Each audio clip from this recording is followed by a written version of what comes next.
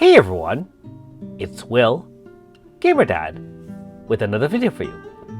So first off, I'd like to give a shout out to one of my Patreon supporters, Frank Wilson. Thanks for your support. Now, if you're new to the game, and welcome all those who have been playing through the Tales of Crossover / Collab Symphony, there is something called a Fateful encounter, 7-day encounter, every month. And so, being that this is a new month and new year, we do have something that lasts for 7 days. Unfortunately, it is a Fateful encounter, which means you have to use paid stones or your Heavens subscription ticket on it.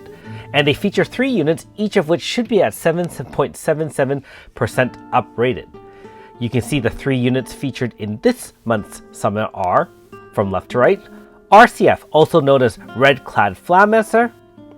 There's also AS Subami in the middle, and finally AS Hardy on the right. Actually, I should say Flame Mancer.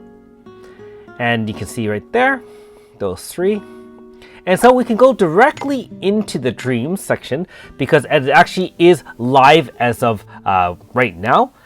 It does not have to be updated in the game. It's an in-game update, so as soon as you load it up, it should be available. And so, like I mentioned, usually it's 7.77%. However, to celebrate New Year, it is a guaranteed one of those 3, which is hopefully something that will be continuous and permanent in the future. We'll see if that's the case. That would be nice. And that being said, pulls 1 to 9, you can get everything. That is at a very low chance. But all the units are featured, including things like Alter Hismina, Flam, Eva. You can see Alma there. AS Nokoko is here as well as the normal style Nokoko. Remember that paid banners do have every unit in the game available, albeit at low chance unless it is uprated.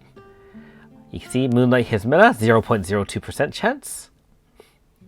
And of course, bought Rainbows and Sisters and Knights.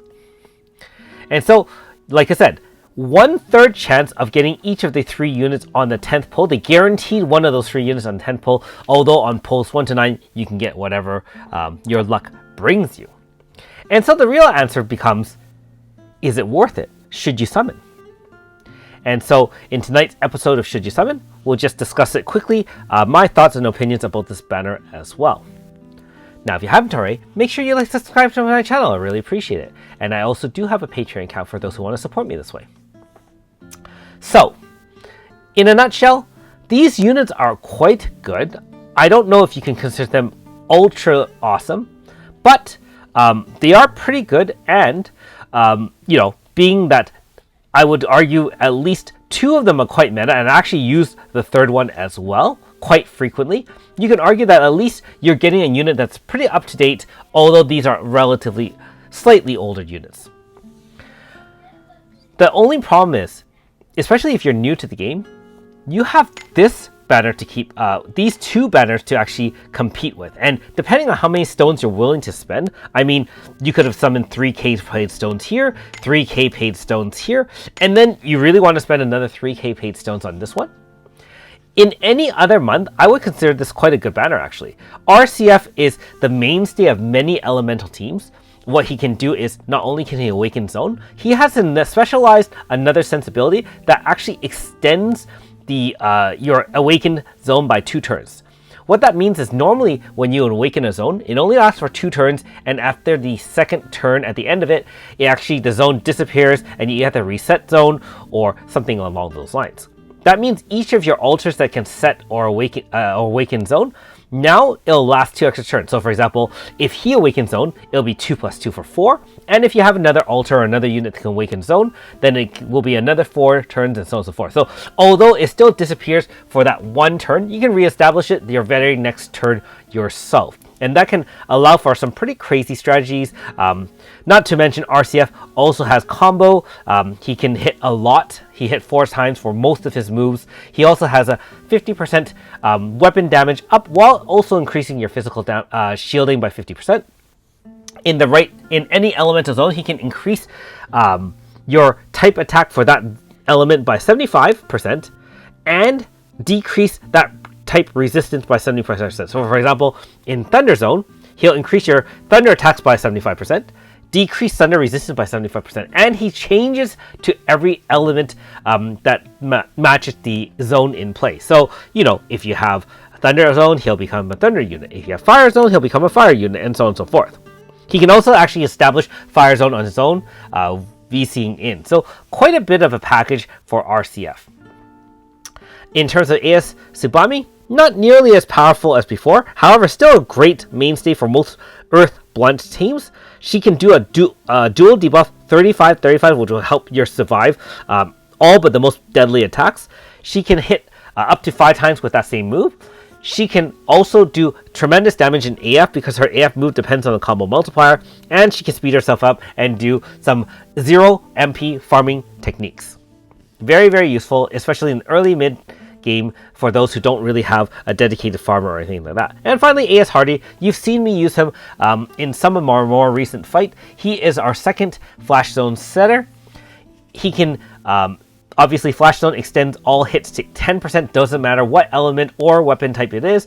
In the first turn, you can kind of get a really long AF doing whatever you want to try to win the game.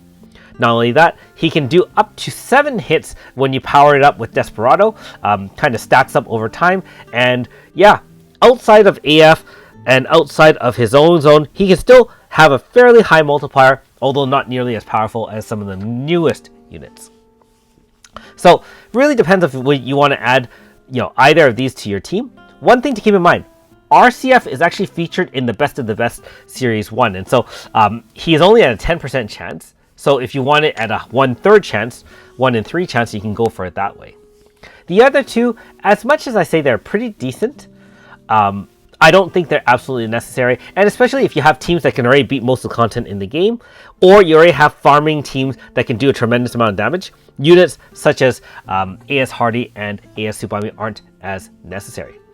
One thing about newer players, if you don't have access to any flash zone, and you want really a strong one-turn AF and you don't have a lot of zone setters, AS Hardy is quite instrumental in helping you, power through some of those earlier boss fights and things like that. But again, you can always just keep on playing the game, keep on summoning, and eventually you add even more powerful units to your team, or just round out your other zone setters. There's plenty of them now in the game. You have, even in the current banners, you have Calcale, which can set zone, and so, things like that. And one last thing I will mention about this banner, just something to consider. Our next banner should be, spoiler alert, Chapter 4 of the Apocrypha, which should include the first glimpse of Alter Sikia.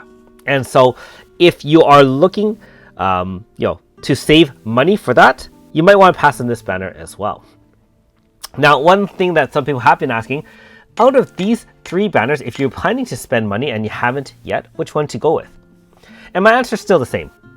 If you want the chance of getting plenty of different zone setters and some fairly powerful units, and the newest unit being Ultra Hismina, the best of the best first banner is the one for you. If you want tons of DPS and the ability to either tank every hit possible, and Thunder Zone, you have the AS Nakoko in there. This banner is more for, I guess, ease of use, especially in the early and mid game. If you get most of those units, they can either one-shot all the bosses in the story, probably one-shot all the mobs in the story, and probably carry you through.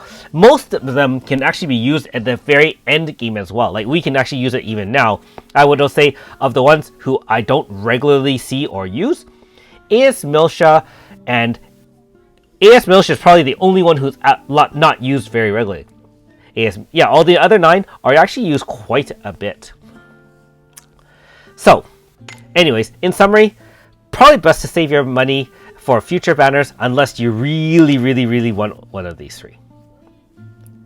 As for myself, I don't summon any Fatefuls. I'm still free to play, and so I will have to pass on this banner. However, let me know in the comments below if you are planning to summon. If you did summon, what did you get? And your overall thoughts about this banner or 2023 in general. Now, I will say, I haven't mentioned this already. Happy New Year to all of you, no matter where you are in the world. Hopefully you had a great Christmas or holiday if you took some time off. I hope you got lots of gifts. I hope you are going to have a great 2023. For those who have resolutions and want to better themselves, I mean, whatever you choose, hopefully you guys do well in that endeavor as well. And I'll continue playing, another Eden through 2023. Thanks for watching. We'll see you next time.